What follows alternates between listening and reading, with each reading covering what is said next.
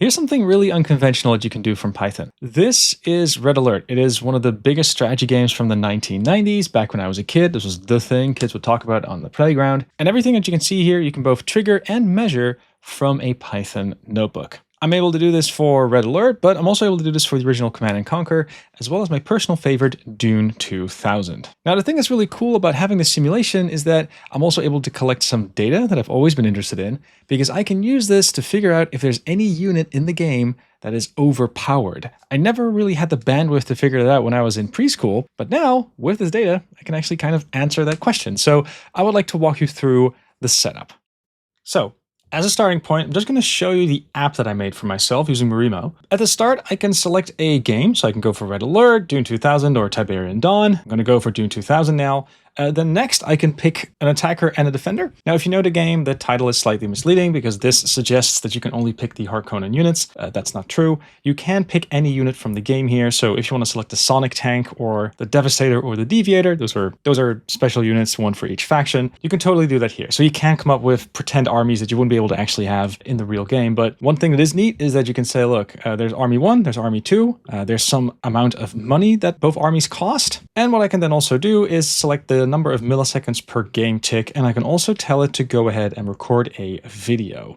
So just to prove that this works, let me just put up a slider here to really get a high number there. Maybe put some more troopers on this side. I guess good enough. I'm going to hit this fight icon over here, then a progress bar appears down below, and in the background now a bunch of things are happening. Now, the stuff that's happening in the background, there is this client called OpenRA. This is a community project written in C#, but one thing that's kind of neat is it seems to carry a Lua engine on the inside. So that means that you could use the Lua scripting language to actually determine what the engine should do. And Lua is a very likable scripting language, but I wanted to have the control pane be in the Python notebook. So what I effectively had an LLM do on my behalf is come up with some sort of a JSON serialization mechanism that just defines one army versus the next. And then the idea is that this JSON file is something that Python can generate, which in turn you can call a sub-process that triggers Lua, that then starts the OpenRA client. And this way I have a thing in Python, in my case with a nice little notebook, that can generate all sorts of data, but there's also some fun side effects. It's not just me triggering a simulation,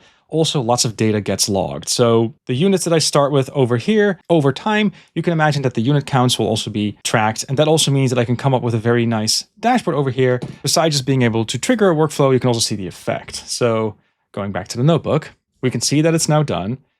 There are some results, and you can also see that in the charts. One thing that I always find interesting is that you have to be kind of careful with how you define your metrics, and this video game is actually no exception. You can track the number of units per army, so red army, blue army, battle time in seconds. You can see that the red army loses lots and lots of units, but unit count, especially in a video game, could mean a lot of things because you might have a very lightweight unit versus a very heavyweight unit. The heavy unit might be way more expensive. So besides tracking the number of units, I usually also prefer to track the cost. And here you can really clearly see that the red army starts with a lot of value, but still manages to lose against the blue army, probably because the blue army has units that counter the units in the red army much better. So there's a little summary over here that you can also see. But at the bottom, you also see a little video. So what I can do is maximize this to the full screen, hit play. And you kind of have to know the video game to really appreciate this. But a lot of these blue units over here, those are troopers. Those are really good against mechanical units, and they are relatively cheap. And the red army simply doesn't have any units to counter those troopers. So that's effectively what you see happen here. And this is a simulation that I now can go and run.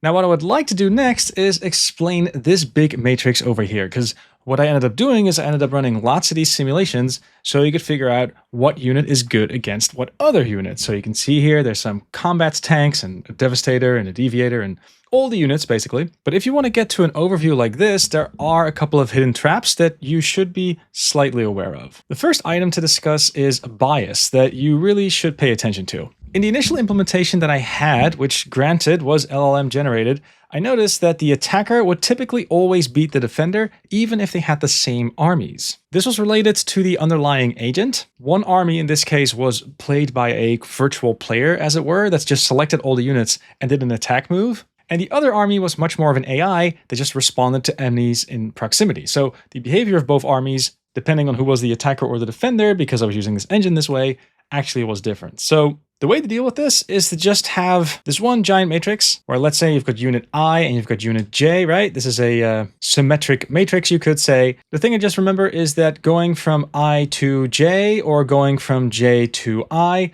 those two numbers are just going to be different. So if you're going to make a matrix like this, just make sure that you balance them out. I just averaged them, and there might be more elegant ways to go about it, but the main thing that's important is that you observe that the bias is there in the first place and that you actively check for it. With that, another pro tip, if you're going to do something like this, just make sure that you also record a video. It's one thing to see charts appear, but without that video, it becomes really hard to trust the data in the first place. In my case, because I had the video, I was also more easily able to witness something. And that is that if you're going to make matrices like this, where there's an attacking army and a defending army, it actually turns out that there's a variable you got to keep in mind, because the values that you put in here, well, if you're going to go by unit count, the effectiveness of a unit actually depends on how many of them there are. And the best example of this is, I think, the Deviator. And I apologize, this is super nerdy, but there is this one unit from the Ordos faction, and the Deviator is basically this missile tank that shoots gas, and any vehicle that is hit, basically it's like a mind control. That is super cool, but these things are really expensive. So in order to really benefit most from that unit, you're going to want to have some sort of a critical mass. If there's only one of them, well, it's pretty easy to overrun it. And that's something that's pretty easy to see if you actually record the video. And it's super hard for you to understand if there's a bug or if there's actual normal behavior if you don't have the video. So just again, if you're doing something like this yourself, make sure you also log the video. Life will just be so much easier. And I suppose a final thing, and that's what number do you actually put in this matrix to compare different units? The thing that I ended up going for was this normalized cost metric, where at the end of the battle, you just look, hey, either the defender or the attacker, both armies have to roughly cost the same. But then in hindsight, you can also say, hey, how much of the money is still left in the army that survived? You can compare that to the money that you started out with. That gives you a nice bounded number. And that's what I used inside over here. Again, you don't want to go for hit points of units or the number of units, because some units are just inherently cheap. Some units are inherently more expensive, and you've got to account for that somehow. I'm also perfectly aware that this is not going to be a perfect comparison for tons and tons of reasons, because I'm just doing plain attack moves. I'm also aware of the fact that this game has sort of a technology tree, so you got to build some buildings, which takes time before you can actually build the more advanced unit. So those are all things I'm just going to completely ignore, which makes the simulation quote unquote not perfect, but I'm still curious to understand the game a bit better, so here are the results. This is the giant payoff matrix that I have for Dune 2000. You can see I'm able to move left and right. This thing barely fits on screen. And what you're also able to do is you're able to scroll back up in this view, and then you're able to say, look, I ran all these different simulations. Sometimes the army was allowed to cost 2,000 credits, sometimes a fair bit more. But just to give this example over here, so we've got this Deviator over here, right? And you can see the Deviator is really strong against all these normal tanks, I guess you could say. But if I were now to say, let's not go for 100,000 credits, let's only go for 2,000, let's see what happens. Oh, hang on, these numbers actually do change. This was bright blue before, it's definitely less so. One thing that's really fun and cool to see is that there is definitely a rock, paper, scissors element to this whole thing. So it's not like there's one unit that just outperforms everything else. And of course, I have this for Dune 2000, but I also have it for the original Red Alert.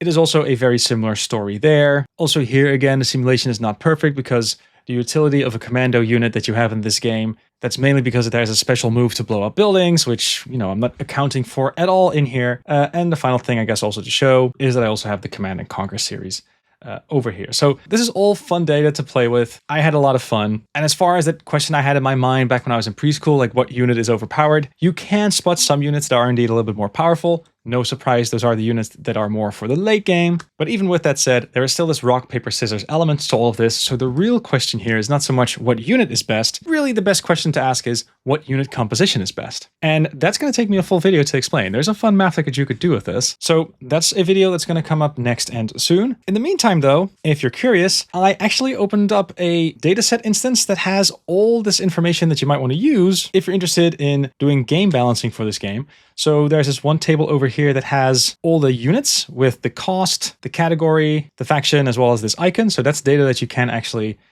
go ahead and play with. But what I've also done is uploaded this one data set that has all the simulations of all the duels. So these are 1-versus-1 duels. Each row in a battle is between an attacker and a defender unit given a fixed budget. All sorts of things are being recorded. So all I wanted to say is if you're interested in exploring this yourself before watching the next video, you totally can do that. Links are in the show notes. And yeah, next video is going to be about this fun little algorithm that you can use to do this unit composition. Hope you're excited about that.